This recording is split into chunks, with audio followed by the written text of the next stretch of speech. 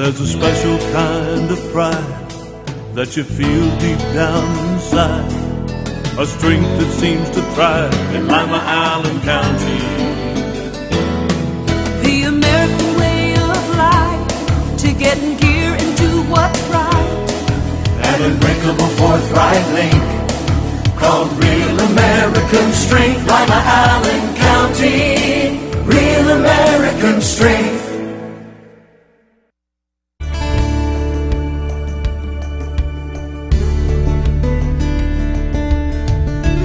Keeping you up to date with what's happening in your community. Community Focus on GTV2. Thanks for joining us today on Community Focus. I'm Ann Decker, and I'm pleased to welcome to the studio today Lieutenant Pat Coon. He is with the Lima Police Department, and we are entering the season for drunk and drugged driving accidents. How bad is it this time of year? It's very bad overall. According to the latest statistics from the Regional Planning Commission, this is from the 2012 notations, is that there was 3,114 crashes last year, and of those there was 765 injury crashes, which resulted in 1,185 people being injured. But out of those injury crashes, there was in addition to those, there was 136 impaired driving crashes. And with that, there was an additional 3 fatalities on top of that. So what we're here to talk about really is this time period starting today, Veterans Day through New Year's Day, will statistically bring up 65% of all impaired driving incidences. For the year? For the year. 65% will happen over this next 7-week period. That's ludicrous. Why? It's the highest concentration of holidays. Everybody's out partaking of the festivities, and when they partake of the festivities, they drink and choose to drive then after that. So starting with today, which is Veterans Day, statistically 18% of all impaired driving instances will occur on today's date. On Veterans Day? On Veterans Day. I could understand Christmas, Thanksgiving, New Year's Eve, but Veterans Day seems like an odd one. It is an odd one, but that's what starts the whole period. It will end with New Year's being 30% of all. Christmas Day, thankfully, is down to 6%, but it's still higher than others. I would think the advice is simple. Don't drink and drive. Yes, it is. It's very simple. This is one thing that is totally controlled by those who are out partaking of the festivities, who are out supposedly having a very good time during the holiday season, who are trying to enjoy the family life and everything else around them, but yet it ends up being more of a tragedy than of the festivities. What do you tell them besides don't do it, because they're obviously not getting the message? We've had the message of don't drink and drive for years. We try to keep people with the understanding that they need to, if they're planning on going to any type of festivity, whether they initially plan on not drinking and that, to still have a backup plan. Have somebody available for them. Call a cab, call a friend, call a relative, call anybody. Just do not drink anything and then get into a car. We're talking 1 beer, 1 glass of wine. Do you recommend absolutely nothing? For the most safety's sake, absolutely nothing if you're going to drive. Some people think that they can get into a situation, have a couple drinks and be fine. You don't realize how that will affect you each and every time. It could be different based on a lot of different things with your physical health, medications you're on, the alcohol you're drinking even. Yeah, how much you've had to eat. How much you've had to eat, how much you've slept, rested. There's a lot of different variables which will put you under the influence. So let's say you're hosting a holiday party. What do you do to encourage your guests to behave themselves? Take their keys. If you're a host, you have a great responsibility in that you've invited those people to your house. They're your friends. It's up to you to make sure they get home safely. A lot of people will end up taking their keys and putting them in a bowl and keeping them away from things. They'll have preset with cab companies or friends or something to come pick them up or a specific person to drive them around. And it's just not with the parties, for the festivities with places of work and stuff like that. It also works for weddings and other events like that. If common sense is not going to dictate that they not drink and drive, tell them about the penalties for doing it if they get caught. Last year, for 2012, the Lima Municipal Court registered, it was 695 OVI cases, OVI-related cases. We at law enforcement, we don't like doing it, but we have to do it. We enforce the laws and that on drinking and driving. So far this year, as of last Friday, there have been 742 OVI cases registered with the Lima Municipal Court. So our increase is really up over last year on number of arrests even. Of those penalties, I mean, just the sheer fact of losing your license for a period, the possibility of jail time and high fines, attorney fees, reinstatement fees to the state, insurance fees, the impoundment of your vehicle, up to the possible seizure of your vehicle. And depends on what happens, you could lose your license for life. From a law enforcement standpoint, will you guys be out in full force over the next couple months? Yes, we will. And with the law enforcement out, not just Lima, but Allen County, Stab Patrol, this time of year, they're especially looking for those impaired drivers because they do want to keep the roadways safe.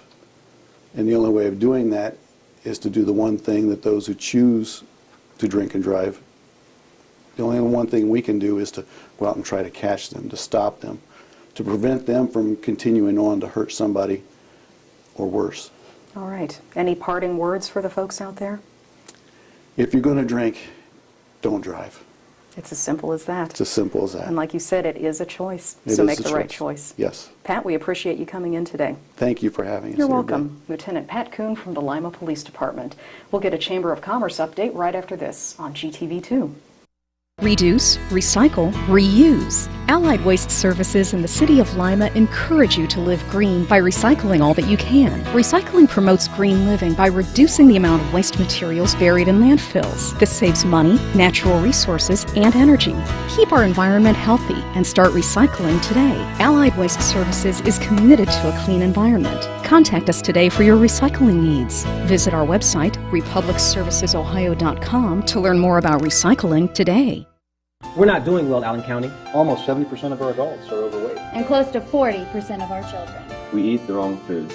We smoke too much. We don't exercise nearly enough. We can do better. We can do better. We can do better. Activate Allen County is working with schools, churches, businesses, and local government to influence policies that will help us all do better. We can do better for me. For me. For all of us. Join the effort to help Allen County do better by going to activateallencounty.com. Paid for with funding through a grant from the Centers for Disease Control and Prevention.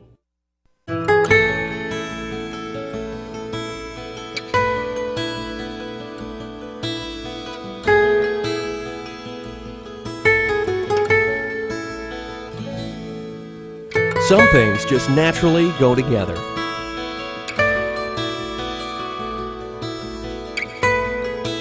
Other things don't mix. Please, don't drink and drive.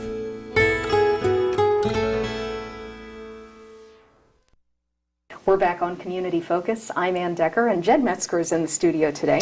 Morning, He's the president of the Chamber of Commerce, and you've got to be really thrilled because it's an exciting time to be part of Lima, Allen County. There is so much going on right now. Oh, there is. I mean, you look at the downtown corridor, the different things with Old City Prime opening up. You have Fresh, which is an organic restaurant. You have Vivace's that reopened and has done a very nice job in Terry, and of course you have the Met and the meeting place, and then there's some other things that will be forthcoming in the future, and then of course if Rhodes is able to do what they want to do and build their science and technology and entrepreneur type of campus downtown, that will just really make a difference, because what you need in a downtown is you need the retail, you need some type place to get food, but you also need housing. And so if we can get those things going together, then we can eventually have a vibrant downtown like we once used to. So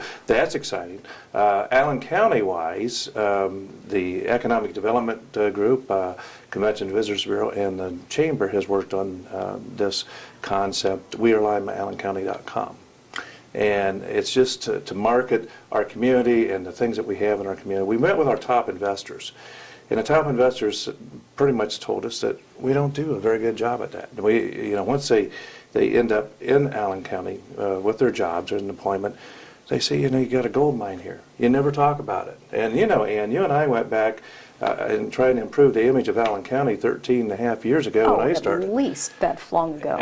And our problem is we had to believe in ourselves. And this is an opportunity with our Real American Strength, which is our positioning statement, our branding for our community, and you'll see a lot of that branding going up even more. Square Fair, they just announced that they're going to do a branding initiative for that. So it's just a time, I think, in which we need to take some pride in our community. It takes a while to get that developed and built out. But so we're asking people to go on wearelima.allencounty.com. Tell us what you think about the website. We really want input from the community. Economic development is focused on economic development, drawing people into the community like businesses, because the site selectors, one of the things that they do, 85% of their decisions is maybe before they even get to your community. So they look at those type of videos, as well as the Chamber's looking at business development. I mean, why have businesses located, stayed here, third and fourth generations? What attracts them here? Was it the timing that they can go across town, the amenities we have, and then Convention Visitors Bureau, all the different things we have in tourism, meeting places, and those type of things. So it's a great website, but we need people to go onto the website, check it out, and tell their friends about it. And give some feedback to you guys as to what they think and what they'd like to see. Right. I mean, that makes a world of difference, because it's our community. That's why we did it the way we did. It's not the Chambers, it's not economic development, it's not Convention Visitors Bureau. It's we, or Lima Allen County. It's our website. So how can we do a better job of marketing the positive elements of our community, more so than any of the negative elements of our community? Because that brings business in, it brings people in to locate, it brings people that just want to check out your community. Maybe they haven't been to the Allen County Museum. Or I had a person that told me just about a month and a half ago in Defiance, so I never knew you had those walkways in Lima, Allen County. Do we talk about outside of our community? We don't. A lot of the businesses that Mr. Sprague works with, the logistics that we have, the highway structure, the railway, the waterway, those type of things, and of course, in the future, water is the #1 driving factor of where people are going to live. One of the trends that is coming is that people, even younger people, are moving to smaller communities, and they're moving to smaller communities because they can afford to live in smaller communities, they can afford to raise their families. So those are the type of things we have to tell people. It's right here. Just look around and enjoy it, appreciate it. Absolutely. And tell somebody about it. Yeah. So those are exciting things that, some of the exciting things that we're working on. I know that there's other things in the community that hopefully will be forthcoming, and some expansions of some current businesses. Great. Which will create jobs for our community, and good paying jobs for our community. So I think, Lima Allen County will be recognized as a community that is a very strong community. And I wanted to say on our website, we market the whole community, not just Lima. It's Allen County, so it's Bluffton and Delphos and Spencerville, and everywhere. And that's what we're trying to do with it. When you talk about attracting new business in, one of the components they look at is the workforce, and you're currently working on a workforce development initiative. Yes, it's called We Connect. It's a combination of the Strive initiative, which is focusing on kids from cradle to career, but what we have done, Economic Development and Chamber have met with several different businesses, initially 20. Now we've probably met with about 70 to get their input of what they feel that they need in the current workforce. Because if we're going to be a vibrant community, we need to have the workforce. We need to say that we have a credentialed workforce, a workforce that has the skill sets that you need, the soft skills as well as the hard skills like science and technology, engineering, and math. So how do we do that? How do we get our young kids interested in getting engaged with some of these skill sets? An example is I have a friend and her son and graduated. He didn't know what he's going to do, and so I'm talking to Brandon, and Brandon basically, what do you like to do? And he said, well, I really like to weld, and he learned how to weld with FA. The thing is, no one told Brandon. Everybody was trying to encourage him to go, 4-year college because he's a smart kid, but his passion is welding. So I was able currently to get him connected with a business in town. He's employed there. He's been employed there since he graduated, actually, before he graduated, and he's doing his passion. But sometimes we just don't sit down and talk to our kids to let them know what type of opportunities are out there.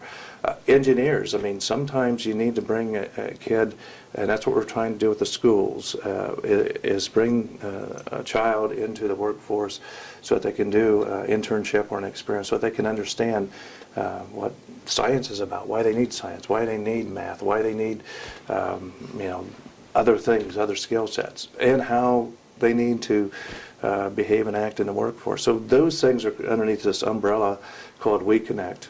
We are currently working with businesses to help drive that initiative. We have a board of advisory board of businesses which are driving the initiative. So going to be some good things, as this rolls out next year, and I think we're going to make some tremendous impacts. The school systems are with us, the colleges are with us, as well as the business community. So we just have to connect all of them and connect all those resources in our community. As we work together with grants, no matter who's writing the grant, we're trying to connect all of our resources so we can sort of be underneath one focus, one umbrella. So, a lot of communities can't do that. They can't work together. But in Lima, Allen County, we do a really good job of working together and trying to make a difference. Well, and thank you for your participation in that. I know the Chamber frequently is the glue that holds everything together and gets the initiatives going. Yeah, that's when we're sort of the silent partner. A lot of times when people want to find a neutral organization, they end up coming to the Chamber. We do a lot of partnerships, as you know, and a lot of connecting. That's one of the things the Chamber does do, is connect people to resources and opportunities. So, I had a gentleman the other day that he really wanted to work with the homeless. And of course, right now we're doing the campaigns in the community of helping the hungry and homeless, and just connecting him to a committee that meets, and that's their purpose is. He is very thrilled that the Chamber was able to connect him because he didn't know where to go.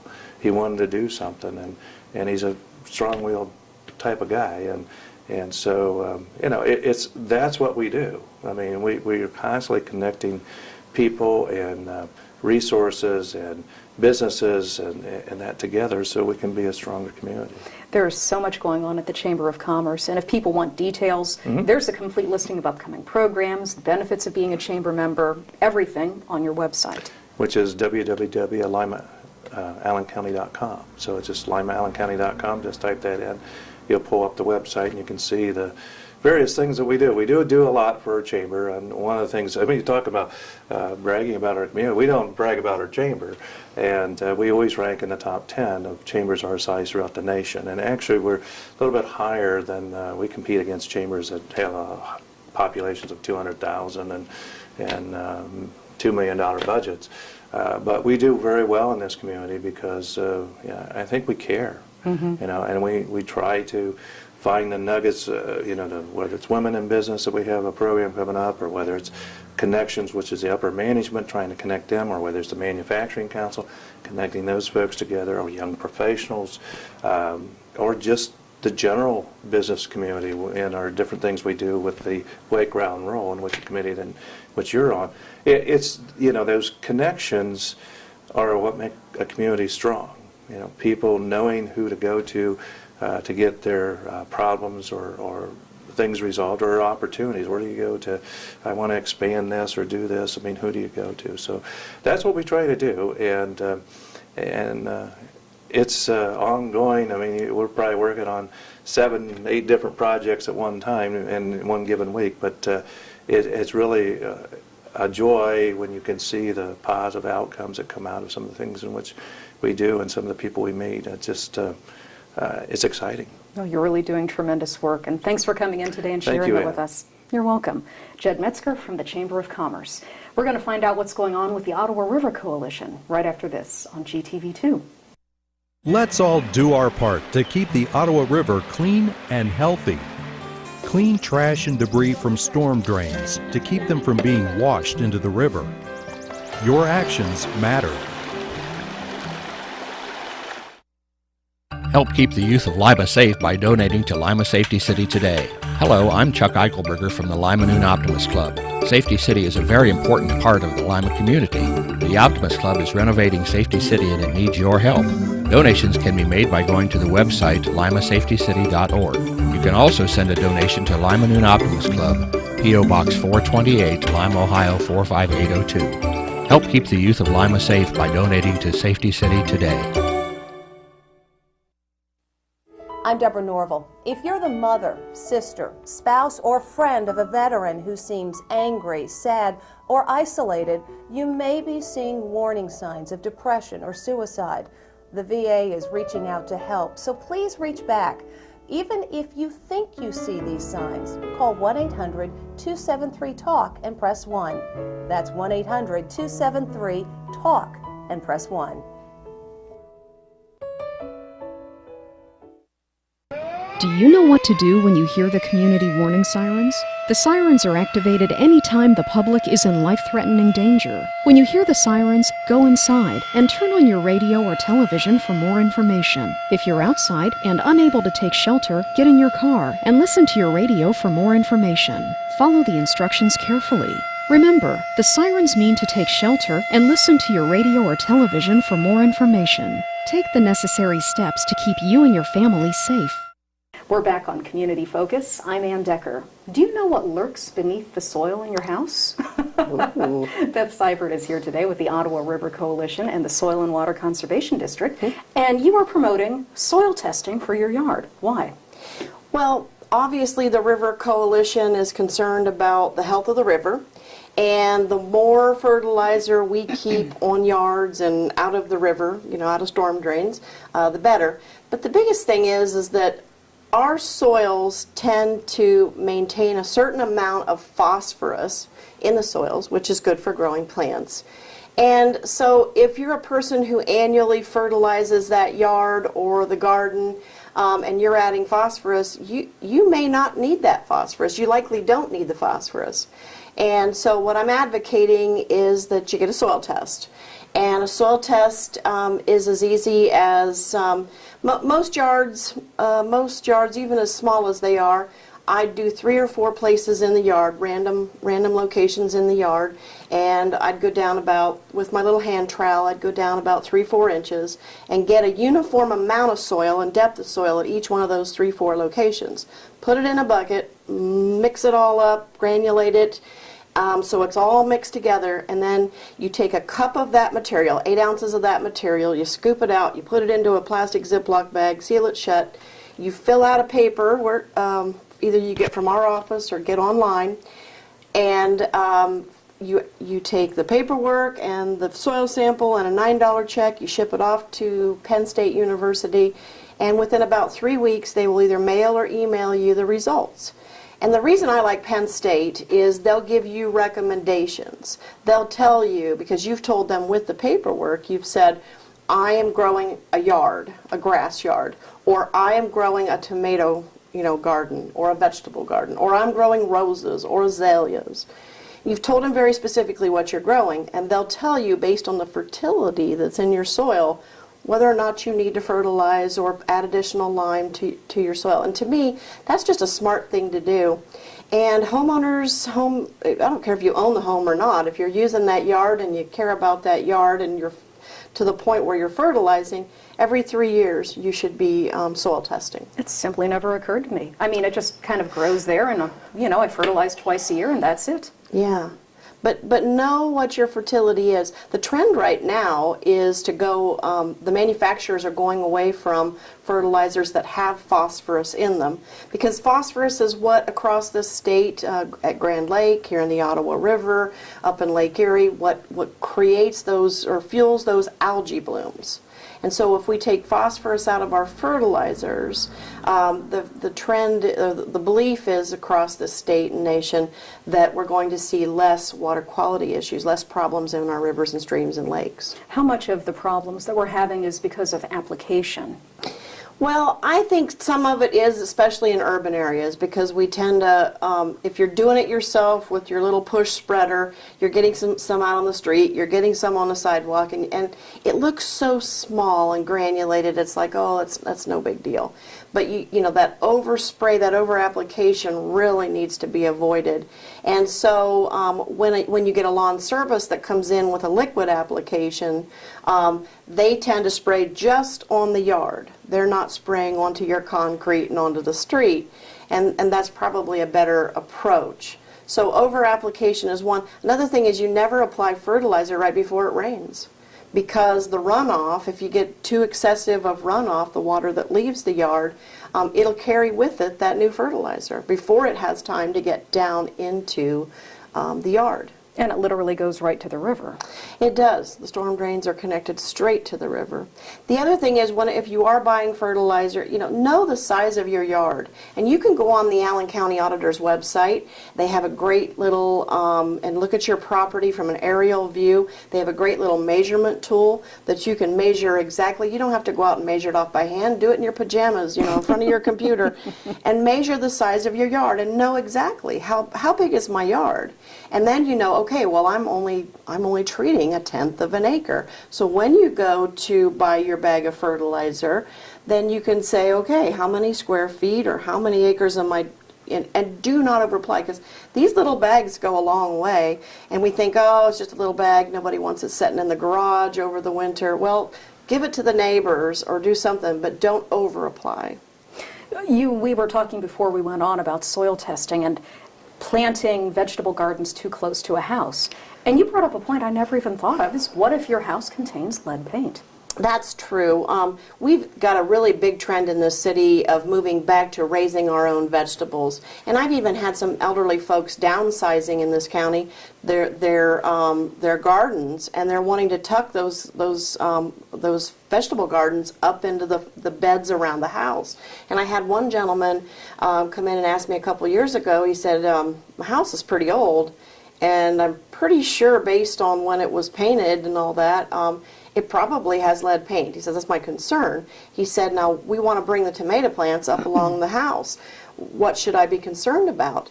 And I said, well, I think I would be concerned about whatever residual effect of lead is in that soil around the house.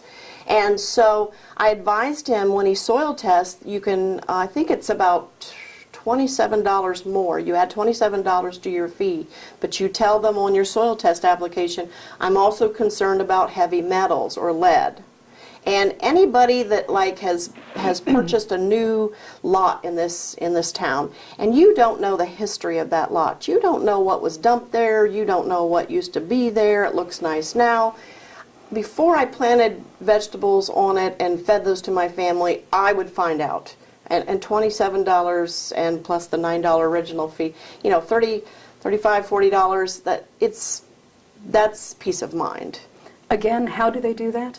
Well, they can go to our website at the Allen Soil and Water Conservation District, and under soils, click Penn State soil testing, and you can download a form there or go straight to Penn State Soil Testing's website yourself, or they can stop at our office. We're located at 1601 East 4th Street here in Lima. We're on the first floor of the Otis Wright & Sons building, and we've got forms there for you to take.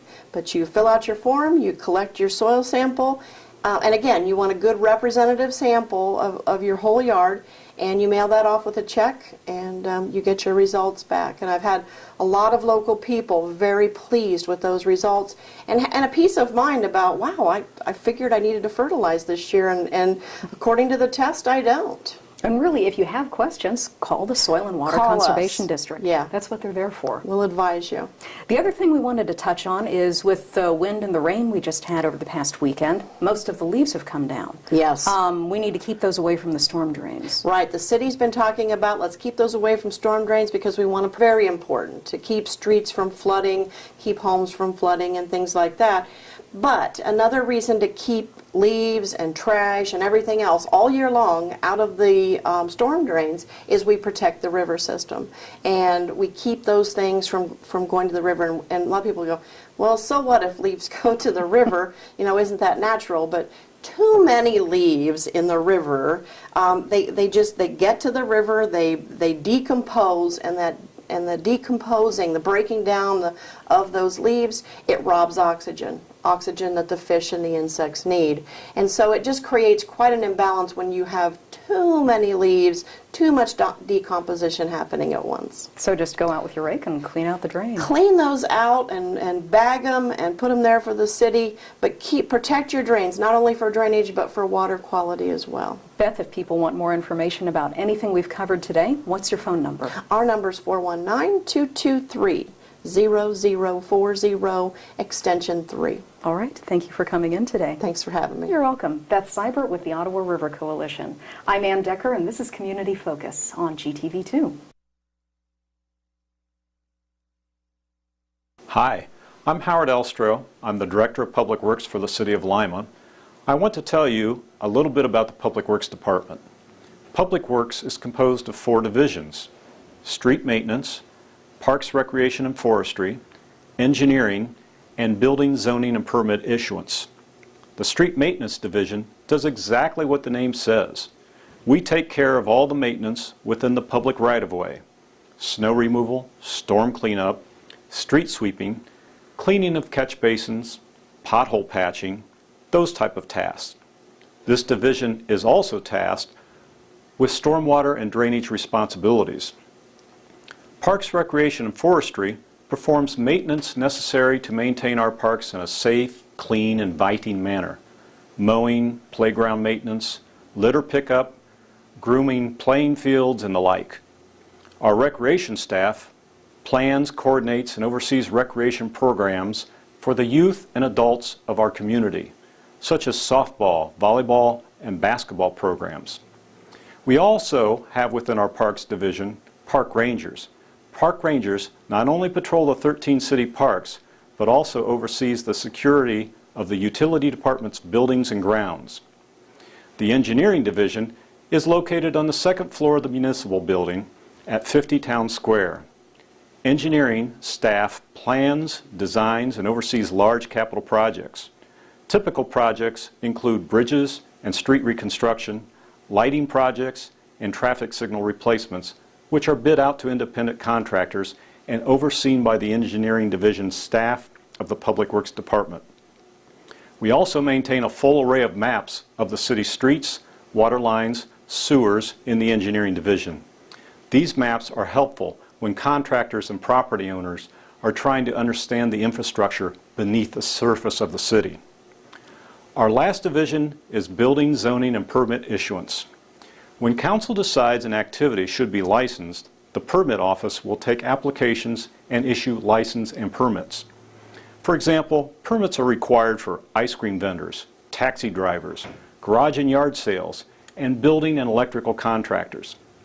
This division also issues residential permits for any structure either being built or modified within the corporate limit of the city, and building and electrical permits countywide for commercial construction projects.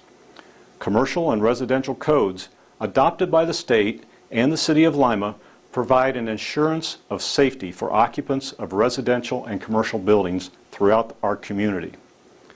The Public Works Department is staffed by 65 full-time employees and up to 150 seasonal and contracted personnel who help us carry out our responsibilities.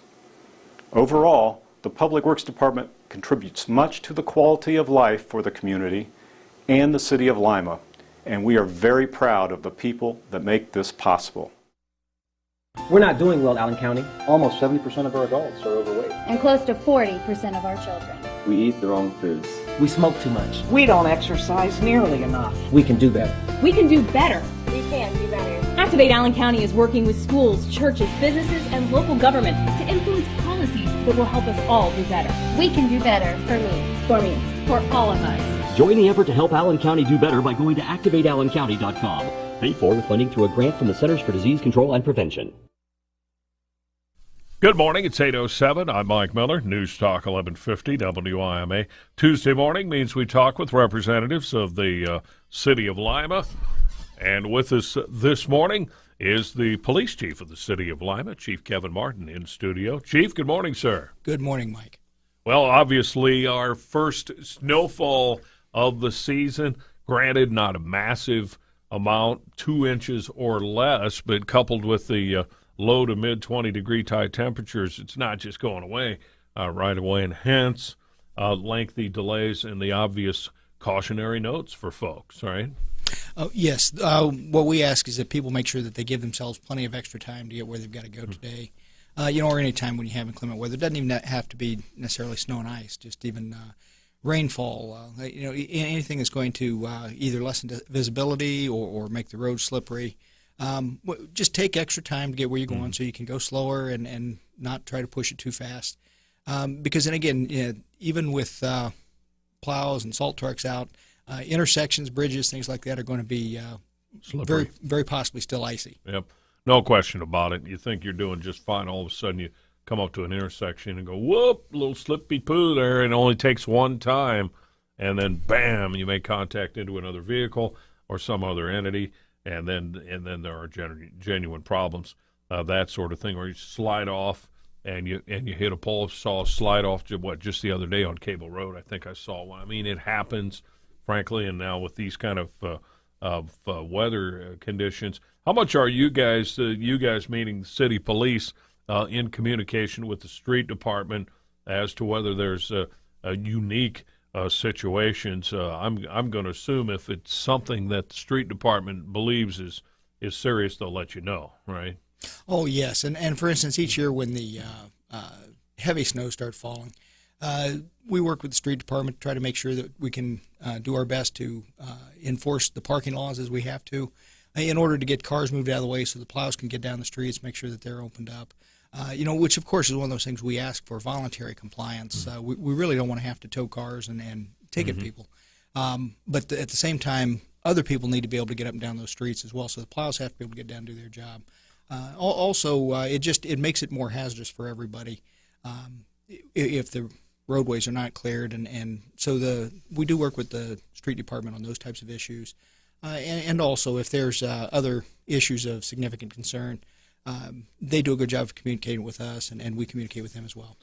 Speaking of parking, was downtown a little bit last night. There was a big event at the Civic Center, cash explosion at the Civic Center, and with the restaurants and some of that, there were quite a few vehicles downtown for a Monday night. And when there are extra events at the Civic Center that bring in some folks, I understand it was 2,000 people or more, coupled with restaurants and other things at downtown.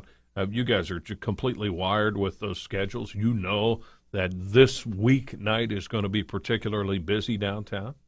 Yes, we knew that. And, in fact, actually the Ohio Lottery Commission made a point of making contact with me last week to make sure that we knew exactly what was going on, what the magnitude of the event was. They had security in place already through the Allen County Sheriff's Department, being that the Veterans Memorial Civic Center is a county-owned or county building. But we were aware of that. We made our people aware of it and had contingencies in place for extra patrol and to make sure that if anything were to happen, that we were able to respond. Yeah, that was quite the deal. There was a big, huge line and people from all over the state in town. So it certainly how much does a busier downtown change the police department's focus, or no more than otherwise? Well, it really is no more than otherwise. We have other big events in other areas around the town. And each event has its own flavor. It requires its own preparations. And so we, for instance, with the Square Fair each year, we will plan accordingly and have additional staff working for that event and other things that take place, depending on the magnitude of the event and the anticipated crowds. Will there be alcohol? Won't there be alcohol? Those types of things all go into our planning process. Police Chief Kevin Martin of the City of Lima, our in-studio guest. We'll talk about some crime trends in the last 5 years or so. We'll talk about the holiday shopping season, things you need to consider there, and your phone calls if you have questions or comments for Chief Martin. Our local number is 224-1150. Again, 224-1150. Phone lines are open for Lima City Police Chief Kevin Martin. It's 8:13. 8:17, good Tuesday morning. This time period, always welcoming representatives of the City of Lima. Certainly pleased this morning to welcome the Lima City Police Chief Kevin Martin as our in-studio guest. Questions or comments for Chief Martin? 224-1150. Give us a call. And, well, even like today, Chief, with this whole raft of 2-hour delays, city schools, Catholic schools, suburban schools, the fact that they're on a 2-hour delay in that 9:30, 10 o'clock time period, your antenna is up a little more because there's going to be a delayed movement with a lot of people this morning, right? That's right. And again, we try to keep some of our resource as close to the schools as possible when the kids are coming in and leaving at the end of the day. So, again, the shift supervisors will make adjustments in terms of their staffing deployments accordingly. But again, the nice thing is, since we have this kind of weather every year, it's not like we have to reinvent a new playbook each time. Absolutely. We're able to draw from our experiences in the past. Everybody adjusts accordingly rather quickly. When there are school delays, it affects so many people that almost by default, you know about it. If you don't know about it, then you're really not paying attention, right? Right. All right. Hey, also, moving into the holiday season, there's a Cops and Kids program coming up. Tell us about that a little bit.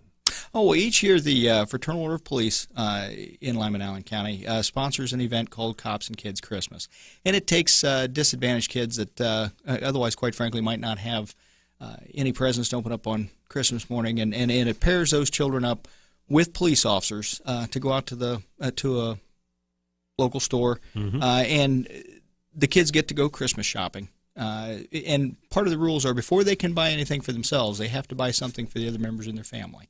And then with what they have left over, they buy things for themselves. And one of the really neat and incredible things about it is oftentimes the kids, by the time they get done shopping for everyone else, they're maybe trying to pick out one little bitty small item for themselves after they've wanted to spend the bulk of their money on their family members. And it's a great event each year. Certainly one of my favorite FOP activities that I like to be involved in. And it provides those young people the opportunity to get a sense of how it feels to actually buy something for someone that they don't know what it is and then award it to them. Do the traditional gift thing can be a lesson for some young kids, right? Oh, that's absolutely right. And again, it helps to teach that idea that it really is better to give than receive. And I will, if I can get in kind of a shameless commercial plug here right now. Sure. The Fraternal Order of Police is selling raffle tickets to help raise money for that event right now.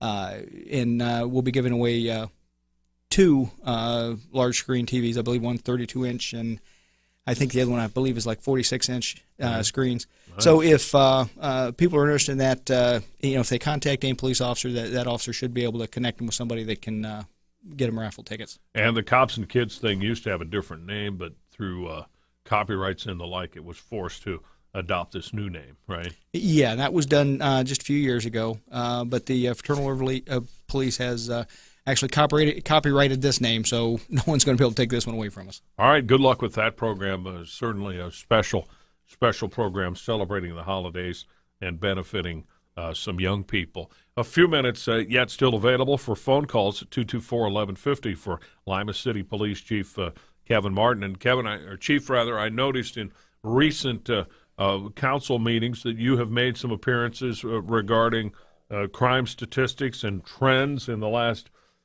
5 or 6 years or so. Give us a little bit of that, if you might, here in our remaining a few minutes in terms of crime trends for areas in the city. As a general proposition, it continues to be an improving situation? It is most definitely improving. In fact, the improvement's been, I think, quite dramatic.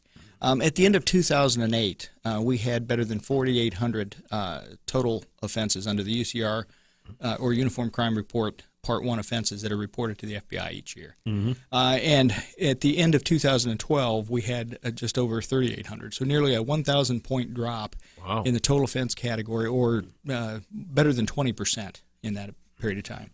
And when I went back and started researching this, the reason I went to the year 2008 as my beginning point or the baseline was because two very significant things happened in 2009.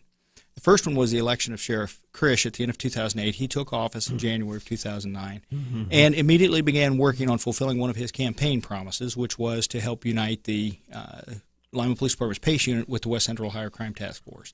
And I think that has reaped some real benefits, not just in terms of the work that the task force has been able to accomplish, but also in helping to bring about other cooperative efforts, such as the Operation Shield events that are taking place now on an annual basis. A better maybe utilization of resources, too. Better utilization of resources, better communication between not just the police department, sheriff's department, but all the Allen County law enforcement agencies.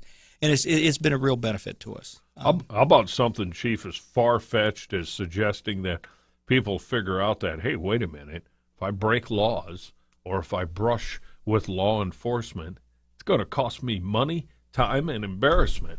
At some point, maybe there's a realization.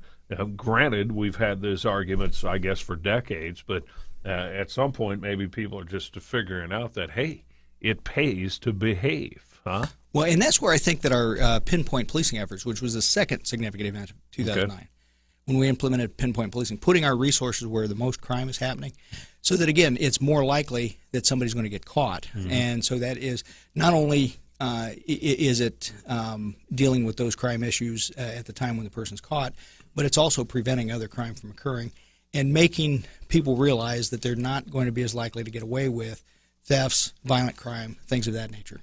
And the truth of the matter is, relatively small stuff, although we hate to define specific law-breaking as relatively small as opposed to something that's relatively more important. It's all important if you're breaking laws. Again, I repeat, can be expensive for one, and two, you can get sort of trapped into the system for a long time to clear your name. So the motivation to behave is many-fold, isn't it? Yes, it is. And another thing that we found, not just locally, but it's been experienced by police agencies all across the country, when you target those seemingly small target-of-life issues, like walking in the street, loud music, things of that nature, that police officers look at it and say, oh, that's not really such a big deal. But the people living in those neighborhoods are saying it's a very big deal because it's disturbing their quality of life. And what we found is when we target those areas, we also we find the people carrying drugs, we find the people carrying illegal guns, and those types of things, and we're able to then get them off the street before those drugs get into somebody's body and hurt them, or before the gun is used in a robbery or a shooting or some other kind of felonious activity. And simply for that, it just it behooves the citizenry to serve as an extra set of eyes. Not suggesting you want people necessary to be pesky and just constantly call police all the time on everything, but there are some things the police simply cannot and do not know about that warrant your attention, right? And that's absolutely right. We do need neighbors to look out for neighbors. And that's why I still stand by my belief that one of the best crime prevention tools you can have in your neighborhood is to invite your neighbors over for a cup of coffee. And get to know them better, because then again, you'll know who belongs and doesn't belong at their house, and you'll know if somebody's actually suspicious or if it's maybe just a family member that's supposed to be there, and those types of things, and you'll become much better able to look out for each other. Excellent thoughts from Chief Kevin Martin of the Lima Police Department with us here this morning. In lieu of any calls, another question for you, 224-1150, still have about 5 minutes or so. I noticed in a news report here recently that that you folks at the police department are about to engage in some significant renovation of some of your area inside your primary headquarters building. What the former jail is going to be utilized, right? Yes, and actually that's a project I'm very excited about. The old jail where I actually started my career when we still had an operational jail. Right. I started out in April of 1986 as a correction officer. Right. But that is going to be renovated into 3 uses. The first one is going to be the duplicate land room for the City of Lima's computer systems, which is something that must be done. The other 2 uses, it's going to be converted into a state-of-the-art laboratory area for our Identifications Bureau to be able to better process evidence and to hopefully be able to better solve crimes and better serve the community. And then the other use of it is going to become a much needed property area so that we can better maintain evidence and other property in accordance with changing state laws. Really? So it's going to have multiple usage, and it's going to be quite helpful, isn't it? Oh, it's going to be a much better use of the space than what it has been over the years, which has basically been kind of converted to a warehouse space. Any sort of timeline on that? Well, actually, we're looking at, right now we're at the point of, soon we'll be going into the stage for accepting bids. Right. And so I'm not exactly sure of the exact timeline after that. I think we're looking, though, at several months still. All right. There's obviously a lot of planning. You'll be busy with that, no doubt about it. We do have a call here, final couple of minutes of the program this morning. We step outside of the city. Marty from Shawnee, you're on with Chief Martin. Marty, go ahead. Good morning, Mike. Good morning, Chief. Good morning. With the onset of the holidays coming up, how can the homeowner protect themselves a little bit more? It's always something in the news and the paper about ornaments being taken off the front porch or something like that. It always breaks my heart to see that because we like to decorate our homes for the holidays. But what would be your suggestion to a homeowner how to protect themselves? Well, first of all, one of the things that we definitely recommend in terms of your Christmas packages, we ask that you don't leave them out someplace where people going by can easily see them and know that you've got a lot of things in there, because that sometimes entices people to break in. And I know it sounds very unfair to say that you need to make adjustments because of the burglars, but unfortunately, though, that is one of those things that will help to draw or entice somebody into looking at how they can get into your house. As far as the ornaments, again, I would say that really the best protection or defense against that is for neighbors to be looking out for neighbors, because you're not going to be able to be at your house all the time. And I agree with you. I'm somebody that loves to decorate for Christmas, and again, it's one of those things that if somebody came up and damaged or stole the ornaments that I put out, I'd be very upset about it. Try anything that's put in your lawn or that, try to make sure that it's anchored down as best as you can, and then again, just keep an eye out on each other. I hope that doesn't sound too simplistic. Thank you. Appreciate the answer. All right, Marty, appreciate it, and certainly good luck with your decorations. People are starting to think in that direction now. A little bit of snowfall out there, and I can't believe the calendar already says November 12th. The time just keeps ticking by, doesn't it, Chief? Yeah, and I just had a 238th birthday on Sunday. All right. Oh, you were talking about when the Marine Corps birthday on Sunday. That's cool. November 10th. And you mentioned also that you were involved with back when the old jail was still in use in the mid '80s, and I was doing some quick math, mid '80s, mid '90s, pushing 30 years with the police department. You going to need help getting out of here, or you're feeling fine here today? Well, I think right now I'm okay, but it's only a matter of time. All right, we jest with the police chief this morning, but Kevin Martin, we do thank you for coming in as always, and best of luck in your duties and your endeavors, and have a great day. All right, thank you, Mike.